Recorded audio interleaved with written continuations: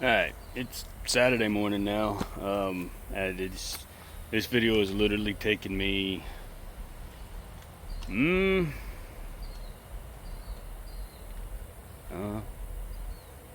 month to make.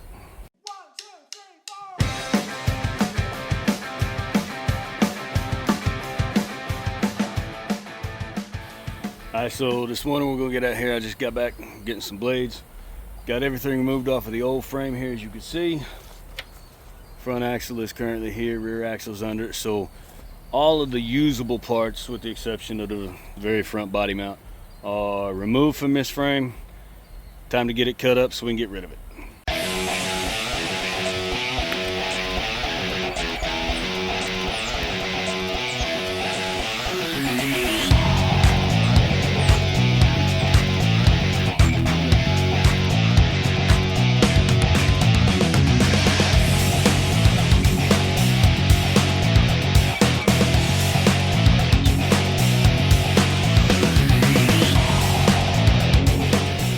Alright, for anybody watching who has never seen the inside of a TJ frame, this right here, this is what happens, okay? It's packed full of dust, dirt. Let me get you a better shot there. Alright, so as you can see up inside this frame, that's just sand and dirt over the years that are piled up in there. And what happens is the sides and the bottom start to rot out over time. This is what kills TJ frames, okay? The sand gets in there, dirt gets in there, it holds moisture. Moisture causes your frame to rust out like this, big old chunks, okay? Now if you give me a second here, get a little more of this out of there, I'll show you the inherent problem with all TJs, okay? That way, if you're ever in the market to buy one, you know what to look for. Okay, so now we got this frame somewhat cleaned out. Get that burr off of there from the Sawzall. All right, get you a little closer here. Bear with me. All right, so right here we're looking dead on at it. You can see the thickness right here, kind of thick here, and then it starts to get thinner and thinner and thinner, and down here at the bottom, it's real thin. Okay, it's every bit of half as thick as it is up here at the top. That, my friends, is what's wrong with TJs, okay? That is their main fault. Learn how to combat it, they're a fine vehicle. So if you go to buy a TJ, now you know what you're looking for. Take you a screwdriver, a little scraper bar, something like that. And when you're looking at it, kind of tap the bottom of the frame. Another problem with TJs, you see all this rust right here. This is where your coil spring mounts in the rear. Same thing happens here, okay? If I can get my pry bar in there, you can tell that is just all flaked out, all right? Failure point. Failure point, this one's even worse. I don't know how well you can make that out on the camera, but that's nothing but flakes of rust up in there. And it's not that much different on the front end because it's got its spots as well. Another spot is down here right in the middle on the belly. Just because all that stuff settles in the bottom in the low spots, collects moisture, holds the moisture, and rusts your frame out from the inside out. So you can look at a frame and it look perfectly fine, not see any rust on it. If you see rust on the outside of it, it's already too late. If you just see rust on the inside of the frame, yeah, how thick is your metal? Some of it can be saved, okay? This one, because of the way it's twisted, and I'll flip the camera around here in just a minute and I'll show you how bad it's twisted. You'll be able to see it. That's the reason why we're cutting this one apart. Well, that and the fact that we got a new one, but that's the problem with this frame. One, the rust that was in it, the previous repairs, and the major twist in it. So see if I can set the camera up and show you that twist. All right, so from here, you can see this rear cross member is level. If you look down the sides, you see this one starts to come up, and then look at how that front is twisted, okay? That is why this frame is being cut apart and why it is no longer useful. So let's get back to cutting it up.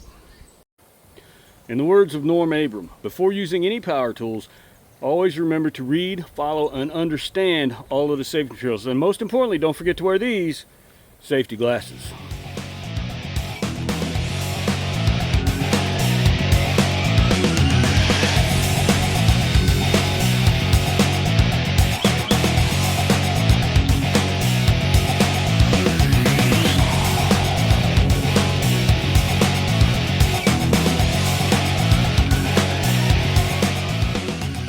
Now that old cross member, it doesn't have much rust in it.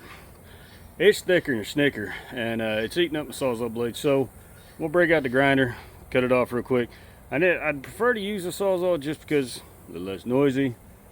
On the frame, it's going to be quicker, but you got to do what you got to do.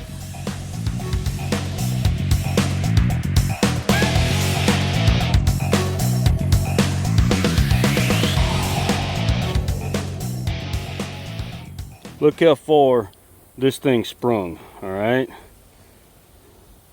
Look at that. Roughly about 3/4 of an inch. That point and that point lined up. Look at it back here. This was there. This edge right here used to be all the way back here. That's a lot of tension in this old frame. That's also why the Sawzall was having such trouble, because it kept trying to tweak and bind the blade up, and it was just burning it up. So I got 4 more Sawzall blades, a whole lot more frame to cut.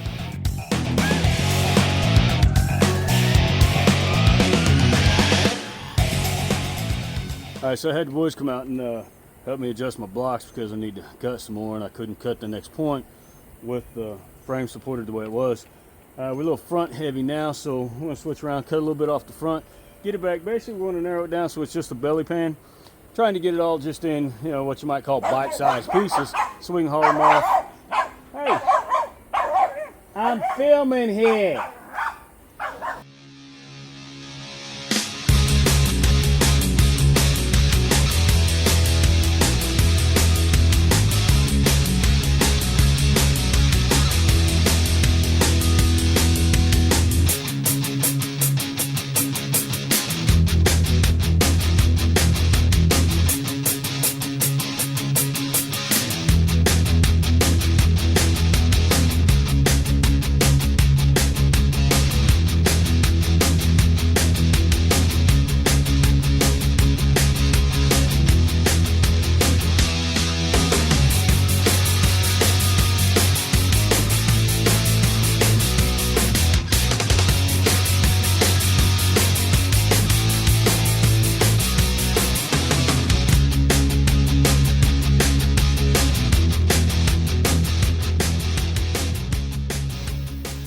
Alright, so frame is all cut up. Now I just need to get it picked up, piled up, clean up this area a little bit. Then we're going to bring the Jeep up closer to this area, because I need to weld that firewall in, but I can't do that because the only extension cord, I have a 100-foot extension cord that'll carry the load, but that's a lot of cord to be just welding on. The only cords that I have that are shorter, the gauge of the wiring is, I mean, they're fine to run a saw or something like that, but they don't carry enough amperage to actually get a good weld on with the welder. So obviously I'm not welding with 2 sticks or anything. I mean, it's not that there's anything wrong with stick welding, but there you only use one. And anyway, so we're gonna get all this cleaned up. We're gonna get the frame loaded up, get it out of here, move the Jeep forward so we can continue working on it. That's about all we got for this time. So thank y'all for joining in. I know this one was kind of a hodgepodge of about 9 different videos at different times all put together. This one's actually going to come out before the one of me putting the axles in there, because let's just do it that way. You know, I mean, it's kind of like moving forward in reverse.